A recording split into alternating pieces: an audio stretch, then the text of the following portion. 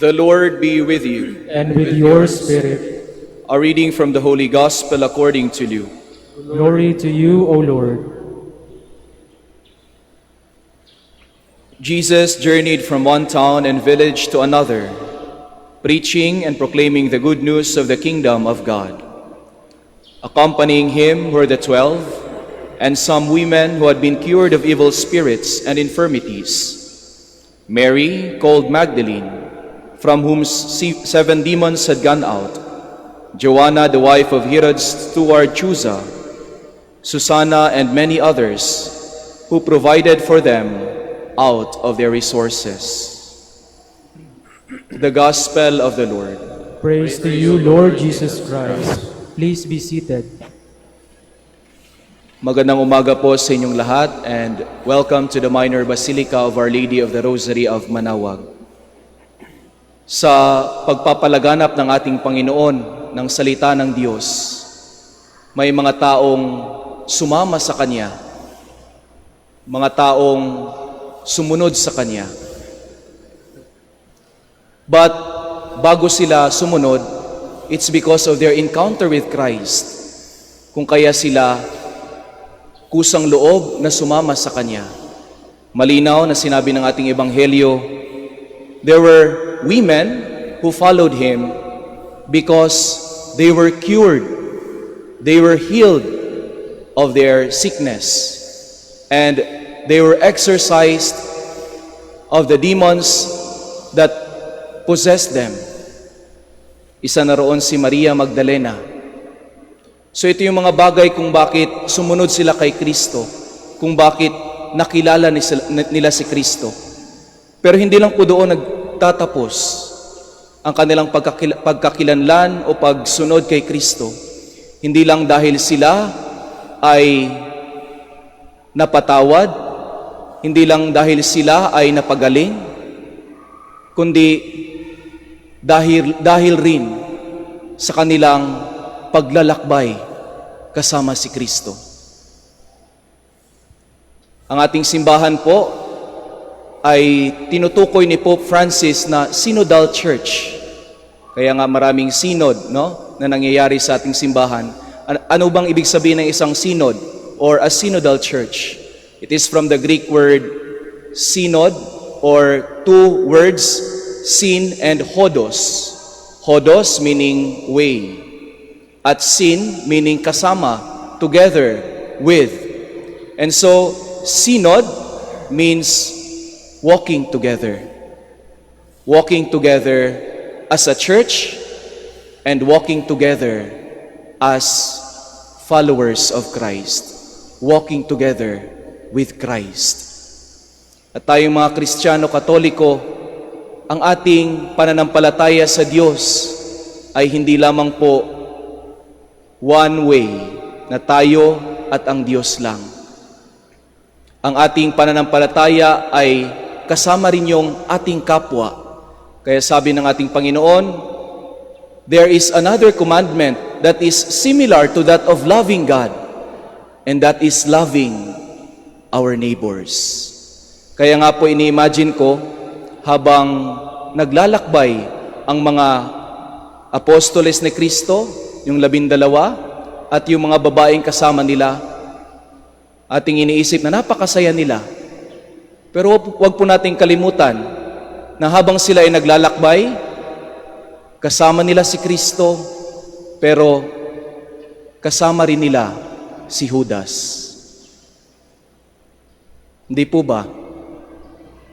Bagaman sila ay naglalakbay kasama si Kristo, kasama rin po nila si Judas. At isa rin yun sa mga challenges ng buhay natin. Madalas tayong mga taong simbahan, nanghihina ang loob. Nawawala ng pag-asa, lalong-lalo na kapag ang mga pari, kami mga taong simbahan, ay nakikita nating mahina rin at nagkakasala. Sinasabi natin, pare-pareho lang pala lahat. Kahit yung mga taong nasa simbahan, mahina rin pala, nagkakasala. Bakit pa ako lalapit sa simbahan? Bakit pa ako lalapit sa Diyos? But let us be reminded that our faith in Christ is primarily because of Christ, not because of Judas, not because of our sinfulness, but because of Christ's presence with us, among us, in us. Kaya wag po nating ipagpalit ang simbahan, wag po nating ipagpalit ang pamilya ni Kristo, ang pamilya ng Diyos, dahil lamang sa mga nakikita nating mga hudas sa ating simbahan at sa ating lipunan. When we see people who are sinful in the church, let us also be reminded that these people need Jesus, just as we need Jesus. Kailangan nila ang Diyos. Kailangan din natin ang Diyos. Huwag nating ipagkait sa kanila ang Diyos. Kaya nga ang ating Panginoon, open sa mga sumusunod sa Kanya. Open sa mga gustong sumama sa Kanya. Pero sa ating pagsama sa Diyos, huwag po nating kalimutan na meron din pong mga mahihirap, masasakit na karanasan na ating pagdaraanan. At isa na rito ay ang daan ng krus. Kaya nga napakaganda dahil kahit sa dulo, nung ang ating Panginoon ay pinako na sa krus, sinong mga sumama sa Kanya?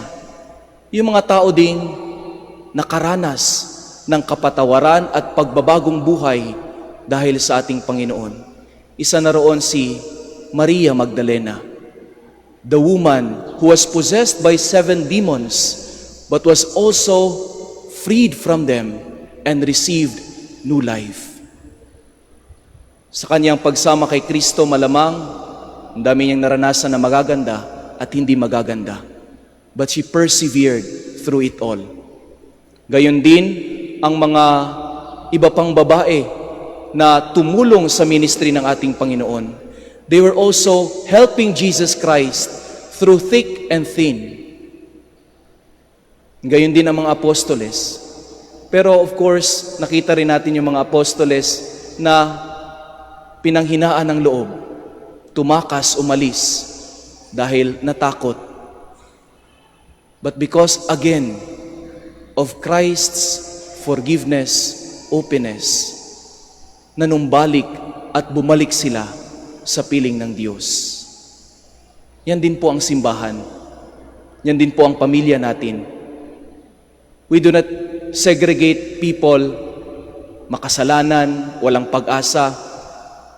Hindi natin sinasabi na tayo lang yung karapat-dapat sa simbahan. Lahat po inaanyayahan na sumama, sumunod sa ating Diyos, sumunod sa ating Panginoon, magbagong buhay. At ang pagbabagong buhay pong ito, conversion, will also lead us to service.